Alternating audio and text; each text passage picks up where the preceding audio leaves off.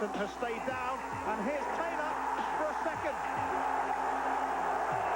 Well, this is easy, really, for Aston Villa. Merson, the provider, but it's Taylor at the double. Ian Taylor, the man who loves to pop up in the box, and he certainly popped up then.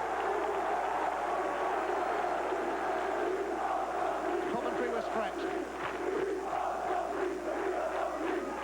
Taylor on target. 1-0 to Aston Villa. Becoming rather easy for Villa. But Coventry were amazed and stunned that the flag stayed down as Paul Merson broke. Taylor tucked it away for his second of the game. And it just gets better and better for the runaway Premiership leaders.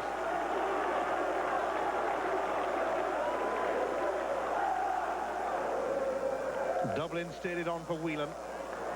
But Alan Wright may only be 5'4", but he proved a bit of nuisance then, although Whelan still were a little bit caught out, and Saltbelt was quickest to react, and Coventry have finally snapped up a chance and got themselves back in the game.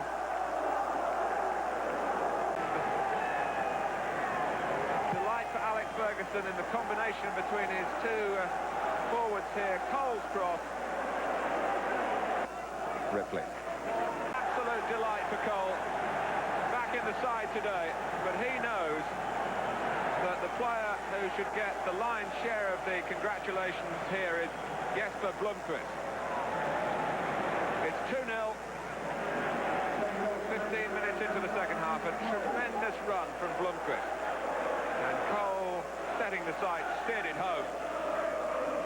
And the second goal, totally against the run of play of the second half. But Manchester United now sitting pretty. Cole's made one and scored one.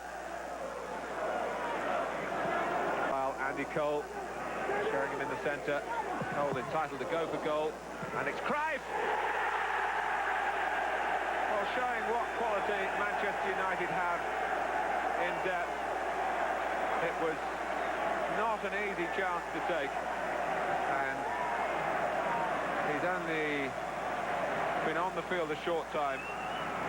Cole involved again, this time with a shot that was parried by Paul Jones, but volleyed in by Jordi Cruyff, who's been short of opportunity in the senior side, but takes an opportunity here.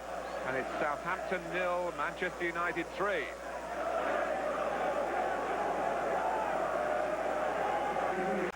Under the leadership of George Graham.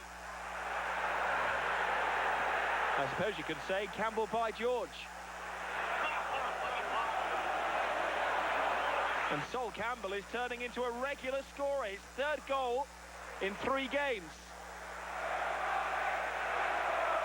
He hadn't scored in 2.5.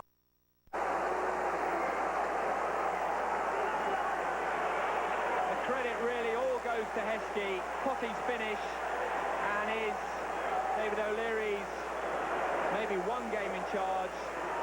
To see Leeds United lose their unbeaten run. Cliche about there being no easy games, but he had no trouble beating Thomas Myra from 25 yards. 21 minutes on the clock, and Paul Alcock produced his first yellow card. Michael Hughes in the ref's book without any amateur grammatics afterwards. The ref stayed on his feet throughout, so he had a great view of Danny Cadamarteri's super solo effort just after the half hour that brought Everton back in the game. Seizing a rare chance to impress manager Walter Smith, it was his first goal in 30 games. This was a sharp contrast to last season. The 2 meetings between these sides produced no goals at all. Everton skipper Duncan Ferguson eventually got his reward for winning almost everything in the air with his 3rd league goal of the season. Textbook Ferguson, as soon as the deep cross came over from David Unsworth, the Wimbledon defence knew the rest. How many times have we seen this before? Wimbledon brought back down to earth, and it looks like they'll be grounded in Wales. bottom three of the Premiership. It's not been the greatest start to the season for Roy and his Rovers, but they eased the pressure by convincingly beating West Ham. Gary Flitcroft capitalising on early Rovers' domination. Kevin Gallagher made no contact after Jason Wilcox's header. Rio Ferdinand wished the same could be said for him. The Hammers just weren't firing. Andy Impey creating a rare chance. Trevor Sinclair, the frustrated striker. Blackburn called in another favour from Ferdinand for their second. His back pass starting the panic. Shaka Hislop's control increased it, and Flitcroft's second of the afternoon maximised it. West Ham never looked like stopping Rovers claiming their first win in 7 games. At times the defending was last-ditch and filled with errors, but Hislop prevented further embarrassment by denying Gallagher. For Blackburn, though, things are definitely on the up, and for Callum Davidson in particular. He was caught up into the Scotland squad for the first time this week, recalled by Blackburn, and got his first goal for the club with a sort of run and finish that left-backs normally only dream about. The West Ham defence, and Ferdinand in particular, might not have felt entirely blameless, though. And that's the third for Rovers.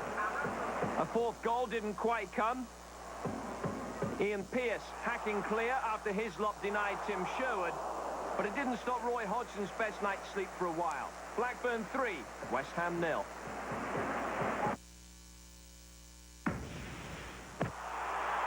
Middlesbrough swept aside Sheffield Wednesday's challenge at the Riverside with 2 goals in each half. Mikael Beck put Borough ahead from Dean Gordon's pass after 27 minutes. It was 2-0 just before half-time. Wednesday defender Emerson Tome and goalkeeper Kevin Pressman hesitated. Beck didn't. His second of the match and third of the season. It was effectively all over as a contest early in the second period when Tome gifted Middlesbrough a third goal. The pass was meant for Pressman, but the goalkeeper wasn't where Tome thought he was. Hamilton Ricard gratefully accepted the invitation to score his 8th of the season. Wednesday's afternoon was getting worse by the minute.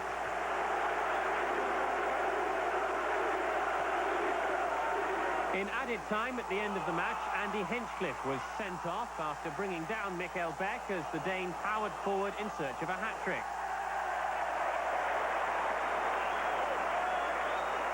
Wednesday down to 10 men.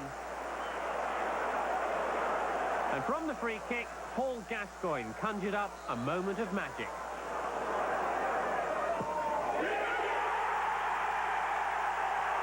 A first home victory in the Premiership this season for Borough. Middlesbrough 4, Sheffield Wednesday 0.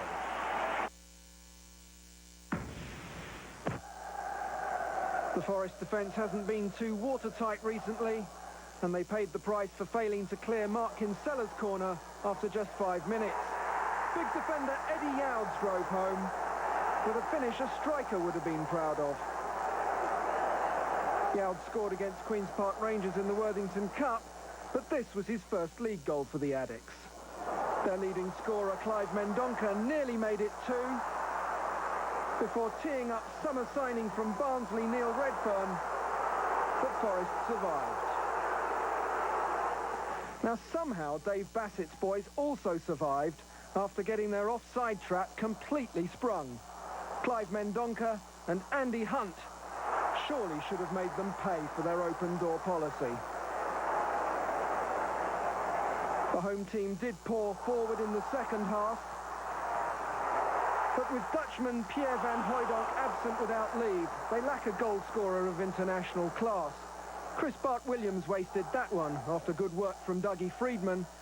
Long-serving centre-half Steve Chettle did his best, but Forest now haven't scored in their last 4 games, while the Addicts are unbeaten in 5 in League and Cup.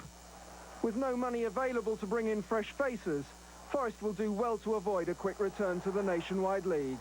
Final score at the City Ground, Nottingham Forest 0, Charlton Athletic 1. The home Reds clash with the all-world club known as Chelsea. Even Dr. Fun and Chucky ready.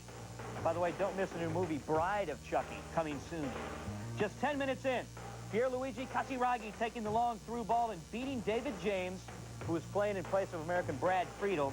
The goal is Casiraghi's first in a Chelsea uniform, and his manager and countryman, Gianluca Vialli, is pleased. Vialli looking like Dr. Fun himself.